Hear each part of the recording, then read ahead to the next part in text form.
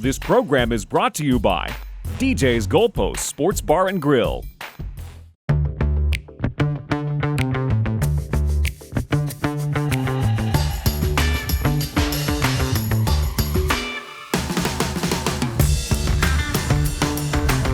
Hi again, everybody, and welcome to another edition of the Pip and Dodds Packers podcast. With the incomparable John Dodds, our Packers historian, I'm Tom Pippins. We're delighted to have you with us on WSS Sports and pipandodds.com. Our great producer is Jason Ruck, and we are brought to you by our prime sponsor, Don Matovich over at DJ's Goalpost in Menominee Falls. John will tell you the best burgers and fries in the world and the most fantastic sports memorabilia we have ever seen, and that is not any overstatement. Also thankful to Professional Construction Inc., PCI. Mike and Michelle doing a great job, the Grouse, for 15, 16, 17 years now, I think, JD, interior design and even in addition to the residential, the commercial. So great stuff. And speaking of great stuff, how about them Pack at 4-0 coming off the bye, John? And it was certainly richly deserved and really needed.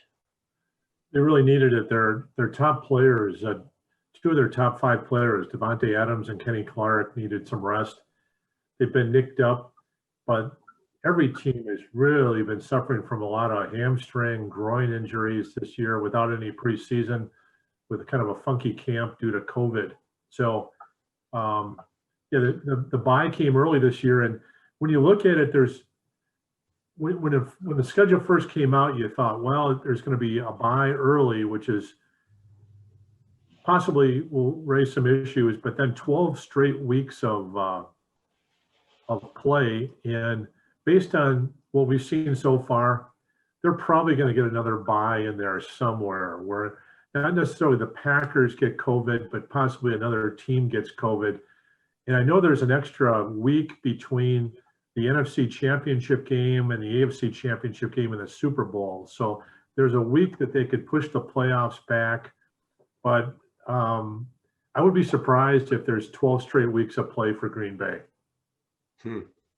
Well, I'll tell you what, it's you couldn't get much better at this point, but I believe a lot of folks are saying, you know what, look at the schedule. You and I talked earlier. They get Atlanta, they fire their coach. They have yet to get a win. The Vikings are down 1-4. The Lions have struggled. New Orleans is not New Orleans, at least to this point. And Drew Brees may have lost a little bit off his fastball as he gets into his 40s here. So Tom Brady and company on Sunday, with the Packers wearing the home green uniforms, by the way. It will indeed be interesting to see. And John, I want to chat with you a little bit. Atlanta's been in the rearview mirror, but there was so much to like about that win over the Falcons, 30-16. And it had a lot to do, as it has been, from the get-go, from the opening kickoff with number 12 and head coach Matt LaFleur. That offense, all the motion, even without Devontae Adams, even without Alan Lazard, impressive. Green Bay's offensive execution in the second year of the Matt LaFleur era, A-Rod's ability to diagnose plays and to read defenses, A-Rod's ability to hand off and make fakes. The linebackers have to stay just for a split second and make sure that there hasn't been a jet sweep handoff. So it all seems to be working. But the Packers have played. I want to put this in perspective. They've played against the easiest schedule second easiest schedule in the NFL, and it seems like every team except for New Orleans had just many problems or injuries at corner. And the Packers, with their wide zone offense, attacked the flanks, and it's just worked perfectly for the Packers. I know Detroit had three of their top four corners out. Minnesota had rookie corners, and they were replacing three of their top four corners in week one. And last week, there were five defensive backs out for Atlanta, and they totally took advantage of it with attacking the flanks with the running backs, Jamal Williams and Aaron Jones, but also Tanyan, the tight end, over the middle. Well, I sat in the front row for Professor Dodd's Packers 101, and he has emphasized before you know what? It's not necessarily who you play, but when you play them. And last year, it was a great roll of the die for the Packers, JD, all the way to the NFC Championship. You had them 12-4. Nobody else had them near 500 or maybe there. But they got a lot of breaks. They weren't as good as 13-3, and it finally ended in the NFC Championship game. And now things, at least to this point, are going well. But as you've said, the schedule isn't going to necessarily be in their favor going forward. Well, this was a tough part of the schedule. Tampa, Houston, Minnesota, and San Francisco. This was a tough part of the schedule, and it became a lot easier than we thought. San Francisco has had 11 starters down. I don't know, and they're blaming a lot of things on the turf. They have new turf in Levi Stadium, and unfortunately, the Packers have to play in that turf coming up in a couple of weeks. The toughest game the Packers have in the next month might be the Tampa Bay game. Tampa Bay might be the third best team in the NFC right now, although I'm still San Francisco, the way they beat the absolute heck out of the Packers in the playoffs last year, even though they're down and Garoppolo is still hurting, there's something to look at. But Seattle, Green Bay, and Tampa, I think, are the best teams, with New Orleans and San Francisco right there. You're just wondering what it's all about. But it's going to be interesting. The Atlanta game, I was just really impressed with the execution by Aaron Rodgers. He's getting the ball out quickly, and he's getting the ball out on the flanks. But that defense was just down to their last. It's like they had 5 Jared Bushes back there in the secondary for Atlanta, and they could just pick them apart. I know the third or fourth string safety was the one that tackled Tanya, and he did a somersault, and then he went into the end zone wide open, and Rodgers was like, this is like stealing. Then the first touchdown of the game, they threw the ball to Aaron Jones, and nobody guarded him. He did an out pattern near the goal line about 5 yards, and nobody guarded him. I mean, there were some big time problems with Atlanta. So that game became much more easy. 43 points, 42 points, 37 points, 30 points. This offense has been a juggernaut, and in all likelihood, Devontae Adams will be coming back. That isn't 100% as we record here with you on Thursday. But if he comes back, it'll be interesting. One of the things 12 did, John, he distributed that football all over the place. And again, Bob Tonyan, how about him stepping up to the tune of 3 touchdowns? Is that a little bit of an adjustment when you've got your go-to guy back, albeit Alan Lazard is out at number 2? Yeah, it's having Adams back is going to be a huge shot in the arm, because you might have to double team him at times. And if you double team him, that leaves space open. What really impressed me is when you think about this, and I was reading an article, Bob McGinn, and the great Bob McGinn, one of my all-time favorites, he raised this point, and I hadn't really thought of it, that when you look at the Packers last week, you could make an argument that they didn't have Adams, they didn't have Lazard, they didn't have Devin Funchess, who opted out because of COVID. They signed him in the offseason, and they didn't have EQ St. Brown. So that's 4 of their top 5 wideouts were down. And so they ended up playing MVS. They played Malik Taylor, who looked impressive. He's fast. But so they had to use Tanyan. They used Sternberger a little bit, and they split them out as wide receivers. And then they used their running backs. They hit Jamal Williams for 8. He had 8 catches for 95 yards. That's pretty impressive. And Aaron Jones had 5 catches for 40.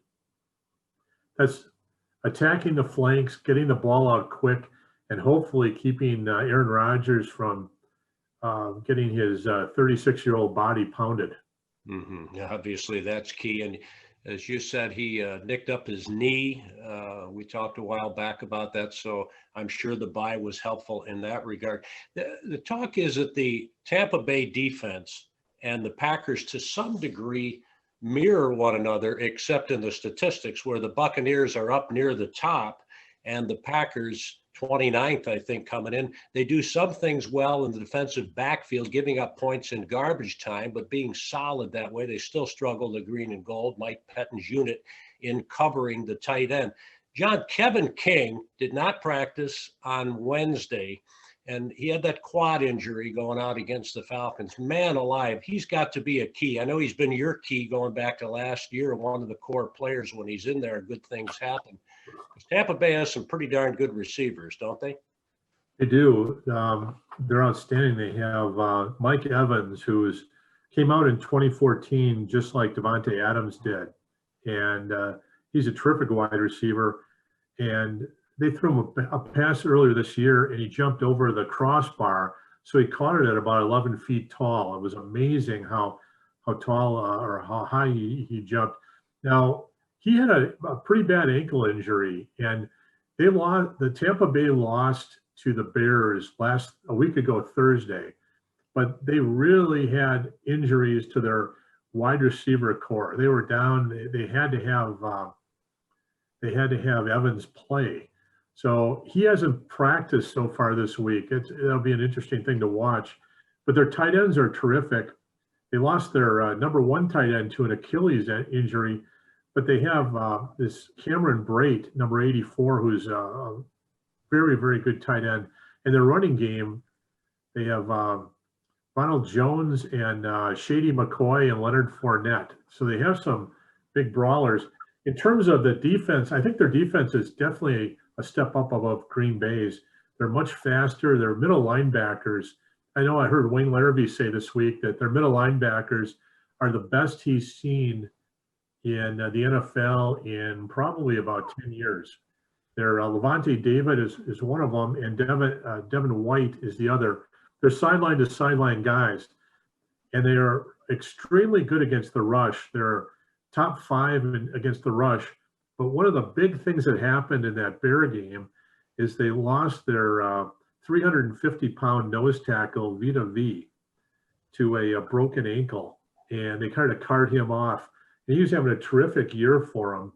And it would be like losing Gilbert Brown, but a more active Gilbert Brown for Packer fans. And Vita V is much more stout than Kenny Clark. He outweighs him by about 30 pounds. So he's out for the year, and it'll be interesting. They're still going to be good, but it'll be interesting to see if Green Bay can run against them. Speaking of Kenny Clark, they could sure use him. Yeah, he's back. He's playing, practicing 100%, and they were smart.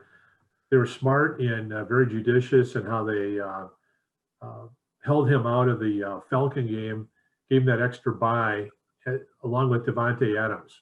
Mm-hmm. I remember the old saying of the salary cap era is you can't win without your top players and your salary cap and playing. And Davante Adams and Kenny Clark are two of them. Yeah. Harkening back on that Bears game, and Brady was all over his offensive lineman at one point, silly penalties and that sort of thing. And you're going to listen when Tom Brady gets in your face. But ironically, he seemed to have a difficult time remembering that it was 4th down on that final drive. Bruce Arians covered for him, but a lot of people say no. However, here comes Jamal Williams. I believe he had a TV type appearance, and he was asked about quarterbacks, and he goes, well, at least my quarterback knows when it's 4th down. I said, oh, no, come on, number 30. Don't give Tom Brady anything at all in the way of an edge, any bulletin board material, because that 12 doesn't need it. Tampa Bay played against the Bears, and Brady took some pretty good shots in the second half. He got knocked down 8 times in the second half, and I think they had 3 sacks. The Bears defense is very good. And so I think that was part of it. You forget things when you get your bell rung a couple times. But one of the keys to the game is the offensive tackles of Tampa Bay had a horrible time trying to guard Tristan Wirfs and Smith, number 74, 76, Donovan Smith. They had a terrible time keeping the Bears out of the off of Brady, but that's normal. I mean that'll be an interesting when the Bears play the Packers. It'll be interesting. Brian Bulaga was great at keeping Khalil Mack off of Rodgers, and it's going to be interesting. The Packers made a decision to let Bulaga go, and it's probably a good one. He's had back injuries, but that's a key thing. So the key to this game will be pass rush. So the Smith brothers, Preston Smith hasn't had a very good year rushing the passer, but they've been dropping him back a lot more. He's got different responsibilities, but Zadarius Smith is the guy to watch in this game. If you're the Packers, I'm just going to throw this out of left field. It's been bandied about since the summer. Would you try to trade to get an extra receiver for Kenny Stills from Houston, the former Badger? No, I would. I try to get Will Fuller, the other wide receiver from Houston. If there's a fire sale, Will Fuller is probably a little bit better player. But I see the biggest weakness of the Packers as defensive tackle. And if they can get, and there was a great article this week in the Journal by Pete Doherty. Pete Doherty was saying how getting Howard Green, the big defensive lineman, the 340-pound defensive lineman that John Capers was familiar with, I think in Jacksonville, when they picked him up, that was a big time signing. And I've mentioned previously Grady Jackson in 2002. New Orleans cut him, and Grady Jackson was picked up by the Packers, and he became their best defensive lineman because it all starts with stopping the run. You got to be stout at the point of attack. And the Packers have everything else, I think, except that one stout defensive tackle that can stuff the run. You know, when San Francisco linemen and George Kittle, they're kicking sand in you, you just wilted and you got run over last playoff. That still sticks in my mind. They got to get somebody there. I don't know if someone will be available, and they might have to pay through the nose. And this is the year you don't want to pay through the nose because this draft could be special. Well, it was certainly, if you'll excuse the expression, a punch to the gut when Snacks Harrison took his appetite to Seattle. Supposedly Green Bay had interest in him, but maybe not at his asking price. Well, and probably it might be that Snacks thought that there were more Snacks in Seattle than there were in Green Bay or something. And Green Bay's a college town; it's an acquired taste. But there's also there's some luggage there that, you know, maybe, you know, I don't know. Sometimes they got Andre Rison and saved the 96 season late. They got Grady Jackson and took a next step in 2002. And then Howard Green and Walden, they picked Walden and Green up in the same week, and they plugged them in as starters against the Jets. They shut out the Jets 9-0. Yeah. In hurricane force winds, I remember that was probably contributed to the 9-0. That was in, I think that's the last time the Packer defense might have shut somebody out, or maybe it was the Buffalo game 2 years ago, but maybe the second most time, last time that they shut somebody out was that Jet game. But you can pick up people on waivers, but with this extended 16-man practice squad where 4 are designated that you can't steal, you're going to get 12 guys you can have access to, but they're going to be younger guys that are untested. So it's going to be tough to find that type of player. So Harrison, even with some luggage, would have been all right, I think.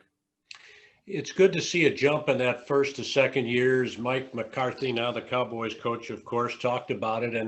And Kiki, the big guy on the D-line, has made a jump, John. You've pointed out a couple of times that he has been very effective. And I think that has to bode well for the Packers up front going forward. Sure. When Wayne Larrabee was on our podcast, we asked him to name some people that were kind of under the radar. And he was saying how the Packer coaches just rave about the upside of Kingsley. And he has looked good. And the thing that always intrigued me, I like big guys who can stuff the run, who are athletic. B.J. Raji, Pickett, all those linemen that they had in 2010, Howard Green, those big guys. Kenny Clark could play right with them. Kenny Clark is better than Raji, I think, because he loves the game more than Raji did. Raji wasn't into it. It wasn't as dedicated as much as Kenny Clark is. And Kenny Clark will make a lot more money. He'll have another contract that he'll sign probably in about 5 years. He'll make a lot more money than Raji because of his love for the game. But yeah, Kiki is big. There's a guy with if King is out, I think Kadar Holman. He was a quarterback from Toledo. He was in last year's draft. He impressed me in that preseason last year. I think that's a guy that they like also. But this is the year, people are kind of bemoaning the fact that the 2020 draft isn't giving them. They have the quarterback, they have the running back Dillon, who hasn't been playing much because Williams and Jones are playing so great. Then you get DeGuara, who's out for the year when he blew his knee on that special teams play. They traded their 4th round pick to go up to get the quarterback, and then in the 5th round, Kamal Martin, he'll be playing. He might be eligible this week, a middle linebacker. That's one, and then they had the Runyon, the guard, who played well in the first week when he had to. But if you're a good team, and the Packers are, and you're pretty deep, you look toward as you point out, at the 2019 draft, and you got Rashawn Gary, who's playing very well. He'll be back. He was out for the Atlanta game. Savage is still feeling his way, but again, they like him. But it took Nick Collins 3 years to really get it. So you got to get the right angles and such. Elton Jenkins, that's a great pick at left guard. He's there. He's one of their top 10 players. Sternberger is coming off of COVID, and was injured most of last year. He made a couple plays. That would be a guy to watch on the flanks. But Kiki, that was your 5th round pick.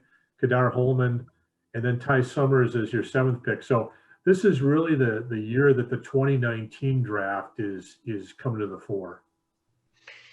You ran over a couple of folks I wanted to chat about, and I'm glad you brought them up, John. First of all, very disheartened about Josiah DeGuara because a versatile rookie player, the H-back, if you will, taking out 2 people with a block, effective catching the football. I think he was really going to be a factor for them down the stretch offensively, and now out with that ACL tear after he had some earlier knee problems, leg problems. So that's unfortunate.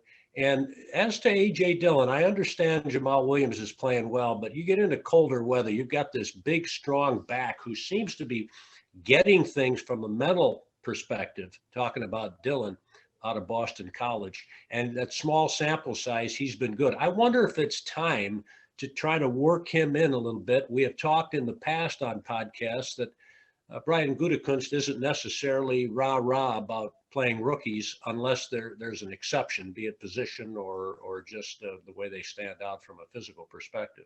And I think this kid does and will get it. But as you say, they've got 30 and they've got 33. But at some point, I would think, before this season is over, I'd like to see him get more touches, especially down near that goal line. Well, the analogy would be James Starks. James Starks in 2010 didn't play at all. He was on the PUP list.